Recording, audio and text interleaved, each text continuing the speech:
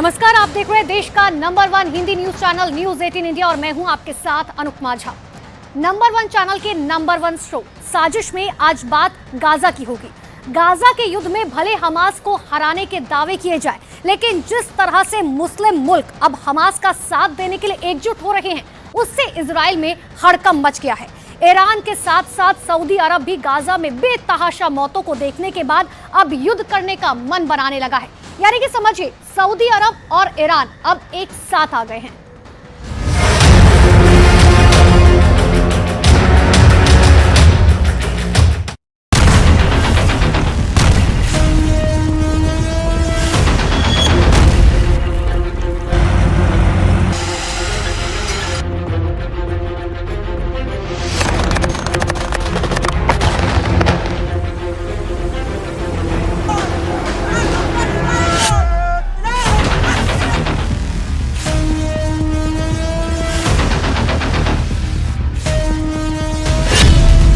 रहा है हमास मुस्लिम देशों की गुप्त बैठक।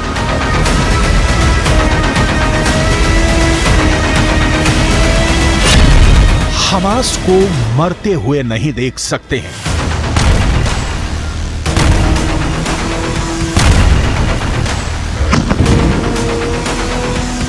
गाजा को नक्शे से मिटते हुए नहीं देख सकते हैं।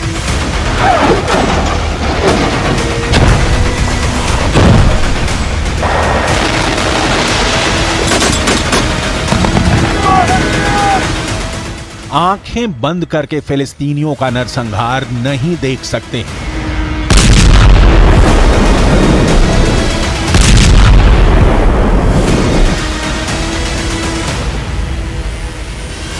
इजराइल मान जाओ, वरना दुनिया के नक्शे से मिटा देंगे।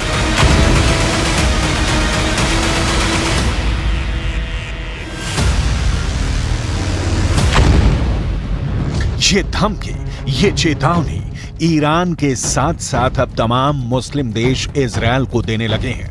जंग के 1 महीने बाद 57 मुस्लिम देशों का गुस्सा 7वें आसमान पर पहुंच चुका है।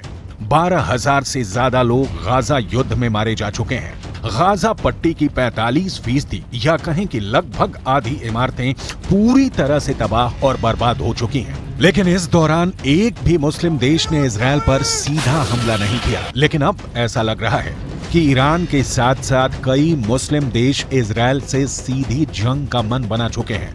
गाजा युद्ध अब धर्म युद्ध की तरफ बढ़ चुका है। इजराइल की खुफिया एजेंसी मोसाद और अमेरिका की खुफिया एजेंसी CIA को इनपुट मिले हैं कि ईरान के कहने पर सऊदी अरब में इजराइल के खिलाफ जंग करने के लिए गुप्त मीटिंग हो रही है।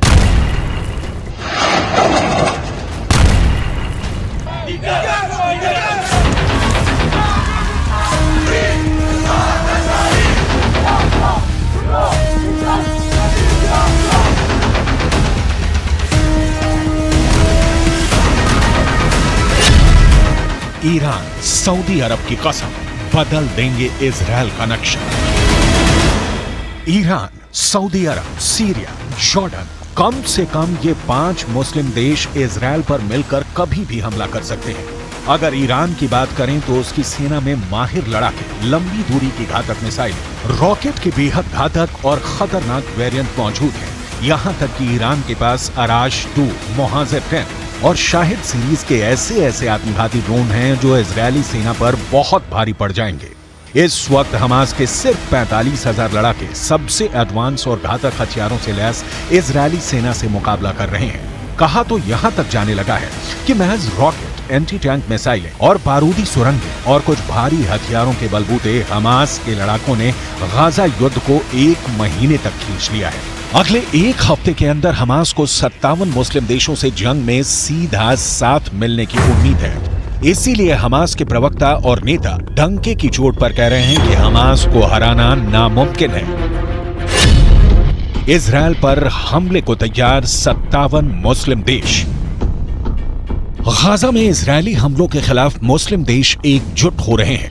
हम आपको बता दें कि सऊदी अरब की राजधानी रियाद में गाजा के मुद्दे पर इस्लामिक सहयोग संगठन यानी OIC में बैठक हो रही है और इस बैठक में ईरान के राष्ट्रपति भी सऊदी अरब में बड़ा प्लान बना रहे हैं। ईरान के मीडिया के अनुसार राष्ट्रपति इब्राहिम रईसी रियाद में गाजा युद्ध को लेकर फाइनल मीटिंग कर रहे हैं। ओआईसी की बैठक में गाजा संकट पर चर्चा हुई है और ओआईसी की इस बैठक को लेकर ईरान कितना गंभीर है, इसका अंदाजा इसी बात से लगाया जा सकता है कि ईरान ने अपने विशेषज्ञों की एक टीम रियाद पहले ही भेज दी थी। सऊदी अरब में ईरान के राजदूत अली रेजा इनायती ने ओआईसी की इस बैठक को खास बताया और कहा कि ये बैठक विभिन्न इस्लामिक देशों द्वारा सुझाए गए प्रस्तावों के आधार पर गाजा युद्ध में इजरायल के खिलाफ एक्शन लेगी।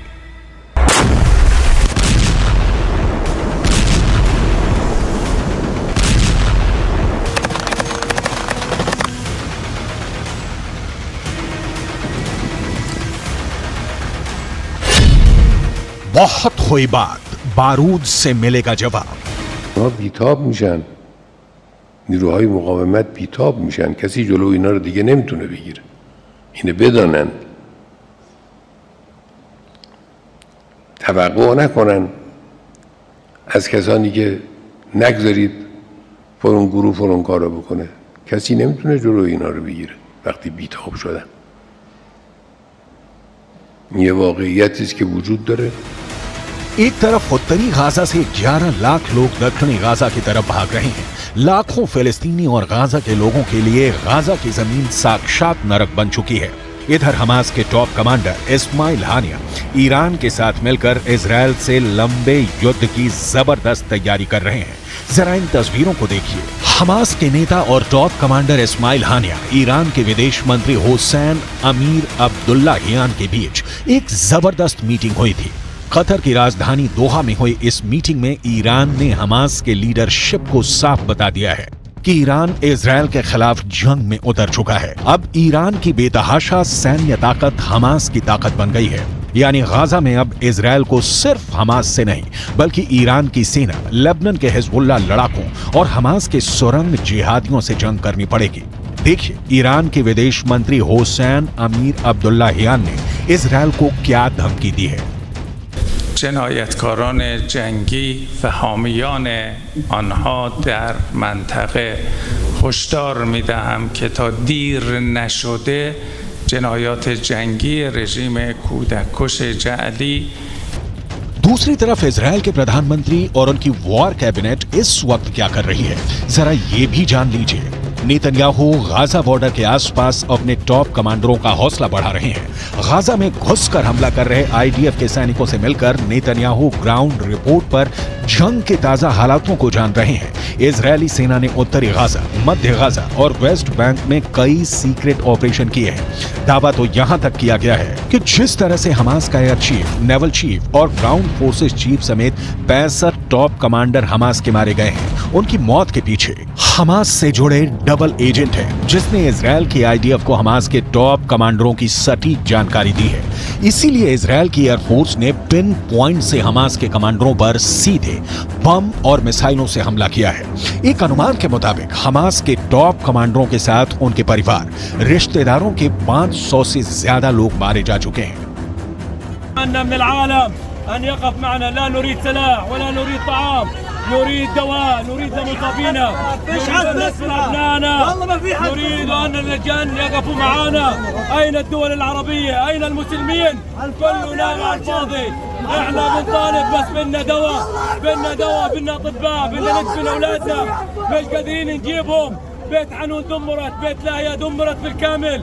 الضحايا والشهداء بالماء. كيف نقلتوهم حاج؟ كيف نقلتوهم؟ تساعدونا، لا نريد أكل ولا نريد سلاح.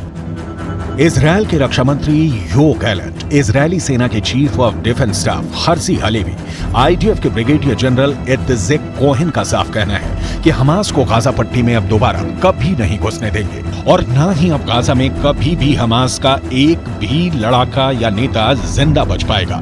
इजरायली सेना की स्पेशल फोर्स इस वक्त गाजा सिटी के बेहद अंदर घुसकर ऑपरेशन चला रही है।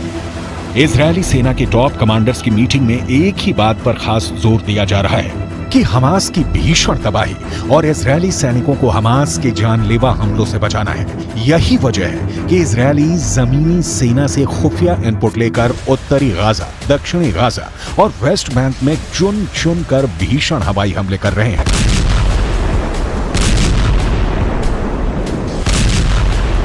حسبي الله ونعم الوكيل. وين كنت لما صار القصف يا عمو؟ ما كنت وين؟ إلا صارت 3 دبات ما كنت شوفها صارت الخط وصارت واحد بالثانية والله صارت واحد بالثانية. حرام يا عم، قول لهم حرام. وين بدنا نروح؟ وين بدنا نيجي؟ قول لهم حرام. صار المكان هاي صار. खबर तो यहां तक आ रही है कि ईरान के इशारे पर लेबनान के हिजबुल्लाह ने इजरायली सेना से सीधी जंग के लिए गाजा पट्टी को फाइनल वॉर जोन बना दिया है। ईरान से मिली बेहतरीन ट्रेनिंग की बदौलत हिजबुल्लाह के 65,000 लड़ाके इजरायल के लिए किसी यमदूत से कम नहीं है।